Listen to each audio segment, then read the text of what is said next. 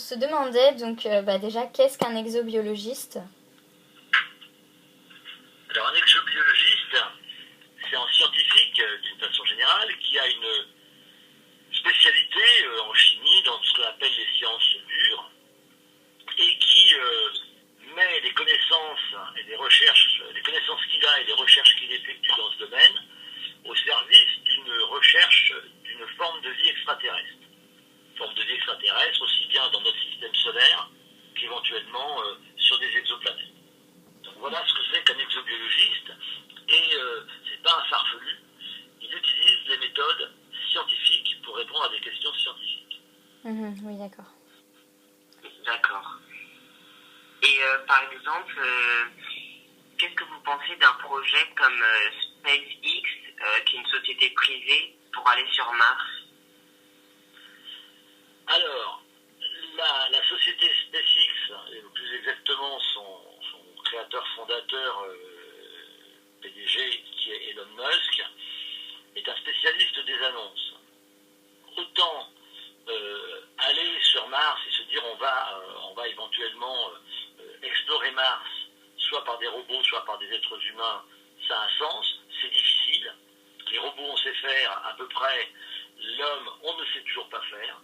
Par contre, dire que l'on va aller envoyer 100 000 personnes sur Mars, pour moi c'est de la bêtise, j'ai même d'autres mots pour le qualifier. Et dire qu'on va coloniser Mars quand la Terre sera pourrie, pour moi c'est criminel parce que pour la biodiversité terrestre, dont nous ne sommes qu'un élément, il n'y a qu'une seule planète et qu'un seul vaisseau spatial, c'est la Terre, et il n'y en a pas d'autre et il n'y en aura jamais d'autre.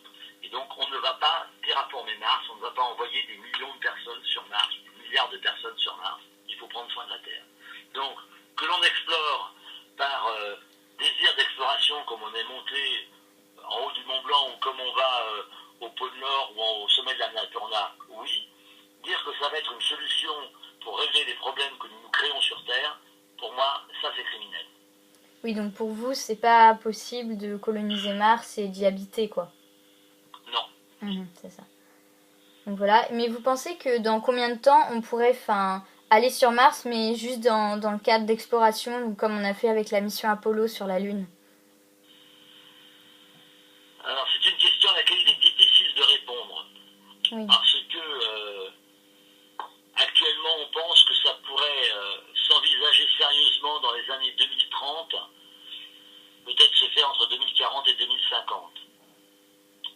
Actuellement, les agences spatiales du monde entier, y compris les Chinois, les Japonais, les Russes et les Indiens, avec les agences spatiales des pays occidentaux, essayent de faire ce qu'ils appellent une feuille de route pour l'exploration qui devrait nous amener à cet ultime objectif qu'est Mars. Mais les idées sont multiples, elles sont pas encore vraiment, elles sont coordonnées, mais elles sont pas vraiment intégrées. Et deuxièmement, ça représente des sommes extrêmement importantes qui, contrairement à ce qu'a été l'aventure lunaire pour les Américains, ne s'accompagneront pas d'avancées technologiques exceptionnelles et d'avancées technologiques qui ont fait que ça a boosté ou ça a stimulé l'ensemble de l'économie américaine. Et aller vers Mars ne stimulera pas l'ensemble de l'économie mondiale, on ne découvrira pas des choses absolument nouvelles. Et enfin, c'est pas sûr qu'on puisse le faire parce que les conditions pour envoyer des hommes sont telles qu'ils peuvent mourir en cours de route sous l'effet des radiations solaires d'une brusque excitation du soleil. Et techniquement, c'est extrêmement compliqué. Alors, il y a des projets, il y a beaucoup de dessins, il y a beaucoup de gens qui réfléchissent, je dirais, au bar avec un verre de bière à la main.